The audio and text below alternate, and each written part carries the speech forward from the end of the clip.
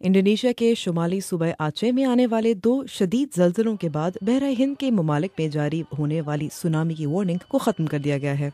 Bharat, Thai land اور سری لنکا نے بھی اپنی وارننگ واپس لے لی ہے۔ سونامی کی وارننگ 2 زلزلوں کے بعد جاری کی گئی تھی، جن کی شدت ریکٹر اسکیل پر 8.7 اور 8.3 ریکارڈ کی گئی تھی۔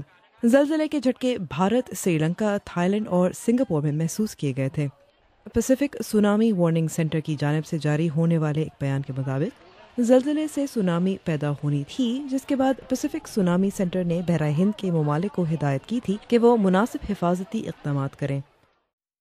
امریکی جیولوجیکل سروے کے مطابق زلزلے کا مرکز بندہ آچے سے 495 کلومیٹر دور تھا اور اس بات کے امکانات کم تھے کہ اس زلزلے سے سونامی پیدا ہوگی۔ سروے کا کہنا تھا کہ کیونکہ زلزلے سے زمین کی حرکت عمودی نہیں تھی بلکہ افقی تھی، جس سے سونامی کے پیدا ہونے کے امکانات کم تھے، تاہم سونامی کی امکانات کو رد نہیں کیا گیا تھا۔